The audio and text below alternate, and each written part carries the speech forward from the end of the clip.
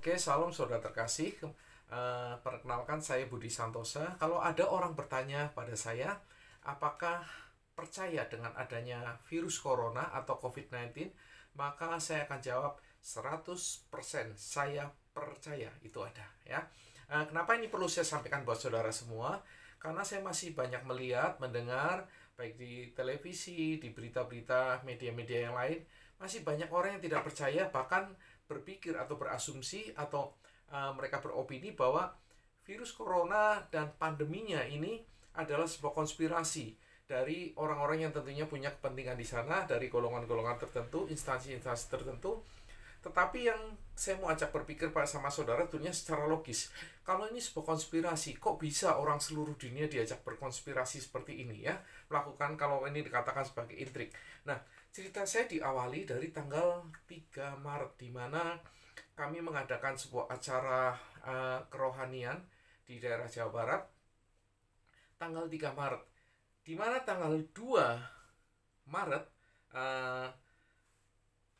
terjadinya kasus COVID yang pertama di Indonesia, ya. Ini tanggal 2 Maret kasus COVID pertama di Indonesia. Warga Depok tertular dari warga negara Jepang. 2 orang warga negara Indonesia tertular virus corona yang pertama kali, kasus pertama di Indonesia, tanggal 2 Maret.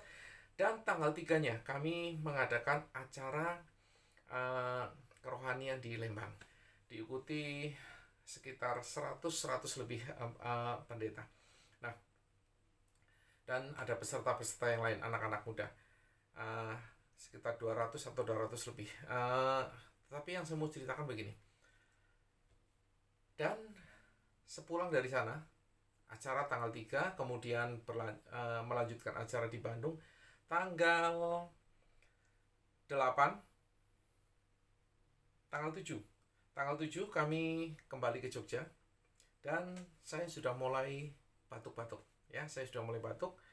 Saya pikir karena capek, karena dari tanggal 2 kami sudah berangkat dari Jogja, tanggal 3 sudah ada di Jawa Barat, kemudian beracara selama seminggu itu, kemudian tanggal 7 pagi jam 9, jam 10 kami berangkat pulang ke Jogja, dan saya sudah mulai batuk. Saya pikir cuma karena capek, karena saya kadang kalau sudah kecapean biasanya mulai batuk, tenggorokan agak sakit, ada sedikit demam. Tanggal 8 beraktivitas seperti biasa, tapi juga dengan kondisi batuk yang mulai lebih intens, ya. Kemudian tanggal 9 kami perjalanan lagi ke Purwokerto, dan tanggal 10 juga kami beracara lagi, berkegiatan keagamaan juga di Purwokerto. Dan memang di tanggal 3, 4, 5, juga tanggal 6, kemudian tanggal 10, saya ketemu dengan beberapa teman-teman, rekan-rekan, juga pemimpin saya, yang setelahnya mereka dinyatakan positif COVID, ya, terpapar COVID secara positif. Tentunya mereka mendapatkan sumbernya bukan dari yang warga negara Jepang tadi, mungkin dari tempat lain, saya tidak tahu. Tapi yang jelas saya berinteraksi lumayan intens dengan beberapa pemimpin saya dan rekan-rekan yang akhirnya mereka positif corona. Tanggal 11 kami kembali ke Jogja. Tanggal 12 saya mulai lebih parah lagi demam yang saya alami, ya. Jadi 10, 11, 12, 13, 14 saya ngalami demam, menggigil, sakit, kemudian batuk, terutama ya batuk yang sangat-sangat tidak biasa batuknya, batuk kering, dan nafas mulai sesak. Artinya sesak ini, saya nggak bisa tarik nafas panjang, jadi begitu mau tarik nafas seperti ada yang menekan dada saya, dan sakit, ya, sakitnya luar biasa. Jadi nggak bisa sepanjang ini saya tarik, baru dikit aja udah ini. Jadi suruh tarik nafas panjang, apalagi suruh tahan, kemudian lepaskan pelan-pelan, itu nggak bisa, ya, seperti itu. Sakit sekali. Kemudian seperti demam secara umum, seluruh badan dari atas kepala sampai kaki rasanya sakit, ngilu semua, dan rasanya lemas, tidak bertenaga, lelah, capek, kemudian nggak punya nafsu makan, ya. Nafsu makan sangat turun. Ternyata memang indera penciuman salah satunya mulai hilang. ya, nggak bisa mencium atau membaui makanan. Tanggal 9 ya, hari Senin itu, saya sempat pergi ke dokter BPJS saya, diperiksa kemudian disuntik vitamin, dan dinyatakan, batuk biasa Pak, kecapean aja suntik vitamin ya. Kemudian dikasih obat batuk, dan saya ingat dokter bilang, jangan terlalu capek. Jangan terlalu capek, dan obat ini bikin ngantuk, jadi istirahat. Saya bilang, oh nggak bisa, karena besok pagi jam 3 saya berangkat ke Purwokerto, yaitu hari Selasanya, tanggal 10-nya. Setir. Akhirnya obatnya nggak saya minum. Jadi saya pikir batuknya itu karena saya nggak minum obat batuk itu. Nah, tanggal 15 saya masih melayani di gereja seperti biasa. Kemudian tanggal 16 saya sudah tambah ambruk lagi, saudaraku, dan demamnya nggak karu-karuan, sakitnya luar biasa. Boleh dibilang antara sadar dan tidak sadar. Jadi kalau dibilang tidur, pikiran ini masih bekerja ya, masih bekerja, masih berpikir, masih. Jadi seperti orang setengah pingsan, itu yang saya alami, saudaraku, ya. Seperti setengah pingsan, dan kembali saya tanggal 17, saya hari Selasa, tanggal 16, saya periksa ke sebuah rumah sakit swasta di Jogja. Periksa di sana, kemudian ke dokter spesialis internis paru. Saya diperiksa dan dinyatakan katanya ya batuk biasa. Dengan stetoskop, suruh tarik nafas seperti biasa, respirasi, kemudian punggung sampai ke pinggang diperiksa dengan stetoskop, dan semuanya dianggap normal-normal aja sepertinya. Kemudian, tapi yang saya rasakan nggak begitu, saudaraku ya.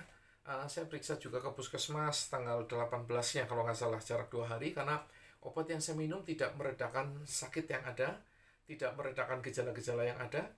Kemudian tanggal 18-nya saya pergi ke puskesmas, juga diberi obat, juga sempat ditanya. Karena mereka mulai curiga tentang COVID, kemudian saya mulai menjadi ODP, karena setelah di tracing, saya melakukan perjalanan ke Jawa Barat, tepatnya ke Lembang, dan acara keagamaan. Ya, jadi kami sudah didata sebagai ODP, orang dalam pemantauan. Ya, ini istilah yang dulu, ODP. Dan di tanggal 18 itu, istri saya juga udah mulai demam, tapi istri saya demam dan batuknya enggak, gejala yang ada tidak terlalu parah, tidak sehebat yang saya alami. Jadi 1-2 hari demam, sembuh, demam lagi, sembuh. Nah, mulai tanggal 18-19 itu, anak saya nomor 1, dia mulai batuk juga, dan batuknya sudah mulai intens ya. Karena dia sering ngantar saya ke dokter, karena istri saya juga demam, jadi dia yang setirin pergi ke dokter. Tanggal 21, saya ada pelayanan harusnya memberkati pernikahan, saya batalkan. Ya, karena sudah nggak bisa. Tanggal 22 di mana saya juga harus pelayanan keluar kota, melayani gereja di luar kota, saya batalkan. Dan itu tanggal 22 sore saya sudah mulai mendingan. Ya, saya sudah mulai mendingan. Sehingga tanggal 23-nya anak saya sudah batuknya tambah menjadi, dan istri saya juga demamnya sudah dirasakan sudah semakin nggak enak. Makanya tanggal 23 kami putuskan pergi periksa ke sebuah rumah sakit di Jogja. Tentang nama-nama ini nggak saya sebutkan secara jelas. Kalau saudara mau lebih jelas, nanti saudara boleh isi komen. Nanti saya kasih nomor HP, atau kita bisa berinteraksi lebih lanjut ya. Tanggal 23 pagi jam 10, jam 11 kami periksa ke sebuah rumah sakit swasta di Jogja bertiga. Kemudian diperiksa seperti biasa, di mana saya mau dijadwalkan apakah mau ketemu dengan dokter lagi, karena dokternya adanya hari Selasanya kalau nggak salah. Kemudian setelah diperiksa, saya ngomong, ini saya batuk nggak sembuh-sembuh, meskipun hari ini saya udah kuat setir. Kemarin sempat nggak bisa makan, nggak kuat, dan hari itu juga saya masih nggak enak makan, tapi sudah kuat setir paling tidak ya, ngantar anak saya dan istri ke rumah sakit itu. Kemudian saya ngomong, tolong diperiksa lebih intens, karena saya tracingnya melakukan perjalanan ke yang terduga sebagai klaster, dan bahkan beberapa teman saya sudah tumbang, bahkan ada rekan yang sampai meninggal ya. sampai meninggal. Lalu waktu saya ngomong begitu, petugas yang ada lebih lebih aware ya, lebih hati-hati. Kemudian kami dimasukkan ke satu ruangan, diisolasi ya, belum sampai ke mondok, tapi kami sudah diisolasi, anak istri. Kemudian kami di ronsen, ternyata hasil ronsennya jelek, terutama saya, hasil paru saya jelek sekali. Kemudian istri nomor 2 dan anak nomor 3 lebih baik. Waktu itu dokter cuma ngomong tes darah bagus, tetapi ronsennya jelek. Mungkin tes darah yang dimaksud adalah rapid test mungkin ya, non reaktif mungkin. Karena waktu itu istilah-istilah masih belum segamblang sekarang, itu masih kasus-kasus pertama, apalagi di Jogja ya. Nah, sore itu karena paru-paru kami jelek, kami harus dikarantina, isolasi. Kami dimasukkan ke pansel isolasi.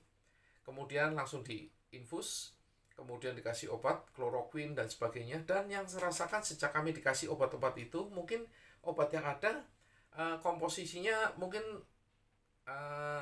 mirip atau bahkan mungkin sama seperti yang ditemukan teman-teman kita di Unair ya, Universitas Erlangga.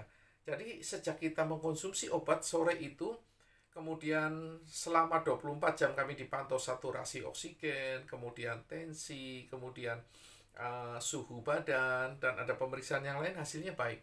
Sehingga Selasa sorenya, tanggal 24, waktu dokter memeriksa kami jam 5 sore, kalau nggak salah, dokter bilang, ini dalam 24 jam ini pemantauannya baik semua, dan batuknya langsung reda semua, langsung sembuh semua.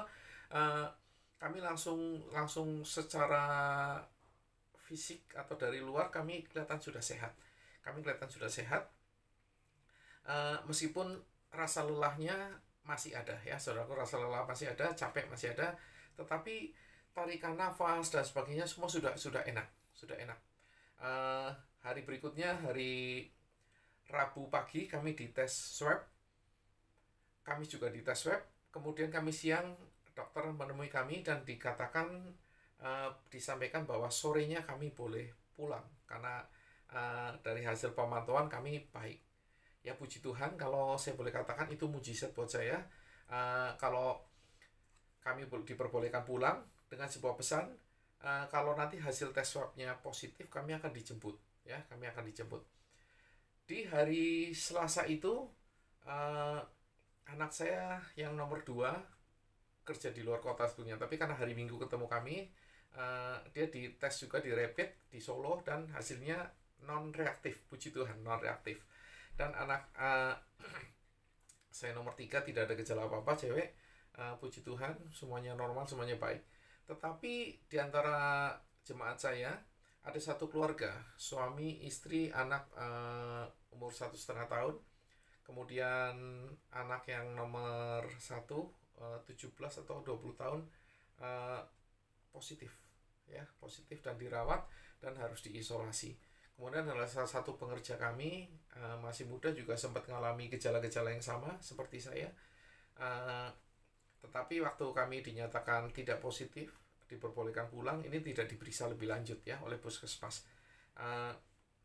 Itu.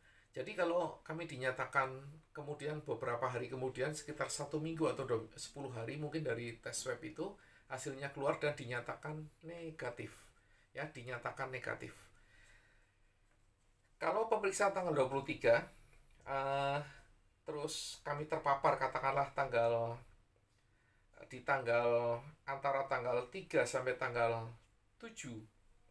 Kalau tanggal 23, kami baru selesai 1 hari, berarti ya, baru selesai 1 hari, kalau nggak salah perhitungan saya, baru selesai 1 hari dari masa inkubasi 14 hari.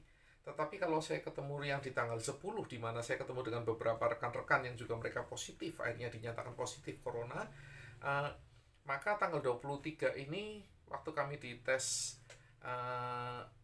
rapid, waktu itu disebut tes darah, harusnya saya belum bebas 14 hari, apalagi anak saya. Maka bagi kami, ini adalah mujizat dari Tuhan. Ya, ini adalah mujizat dari Tuhan kalau kami dinyatakan negatif. Padahal secara fisikal kami sudah mentransfer, ya, menulari beberapa teman yang ada, rekan yang ada di Jogja, dan mereka positif. Dan hasil pemeriksaan kata dokter itu adalah rantainya atau adalah klaster yang kami punya. Tetapi kalau kami dinyatakan negatif, itu mujizat. Sekali lagi, ini mujizat dari Tuhan, ya.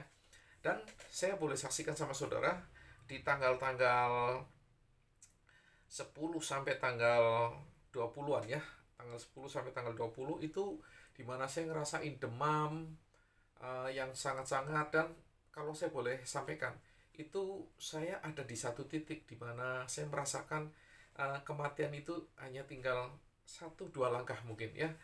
Ibarat sebuah proses komputer itu tinggal 1 kali enter lagi dan game, saya lewat. Jadi sekali lagi puji Tuhan, kasih karunia Tuhan yang luar biasa. Kalau saya dan istri serta anak nomor 1 dinyatakan negatif dari corona, itu satu anugerah yang luar biasa. Meskipun kami sudah sempat menulari, ya, beberapa orang terpapar yang dinyatakan oleh dokter dari kami klasternya, katanya begitu.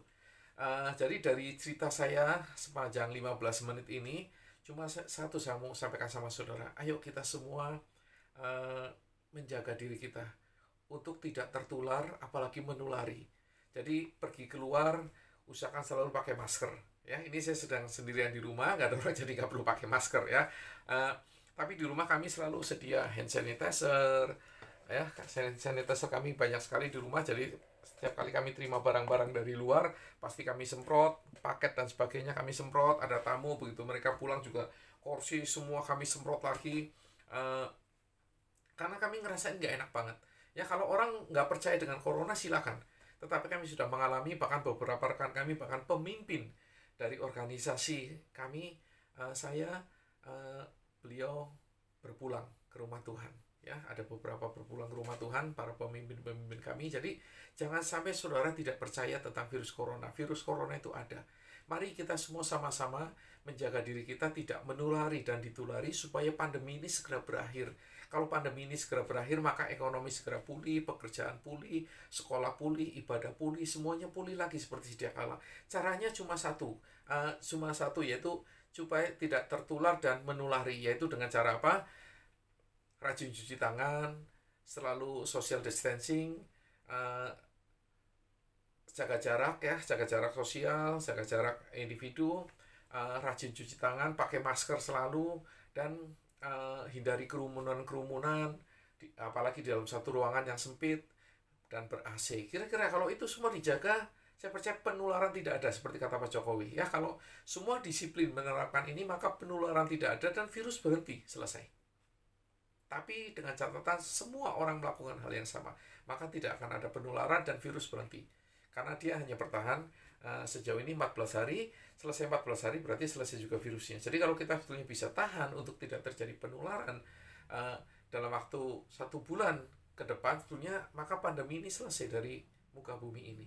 Yaitu pesan dari saya, sekali lagi, jangan sampai saudara tidak percaya tentang virus corona ini. Karena kami mengalami, teman-teman kami mengalami, rekan-rekan kami mengalami, bahkan ada beberapa yang sudah berpulang ke rumah Bapa lebih dahulu daripada kami.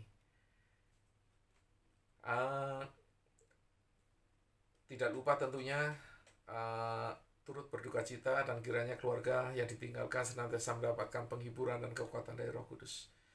Mari sekali lagi pesan saya, percayalah bahwa virus ini benar-benar nyata, benar-benar ada, sekalipun mata kita tidak melihat. Tetapi efeknya kami sudah mengalami, dan jangan sampai saudara yang belum pernah tertular mengalami sampai tertular. Kiranya itu saja pesan saya. Percayalah, corona itu ada, dan mari kita sama-sama menjaganya supaya pandemi berhenti sampai di sini. Tuhan memberkati.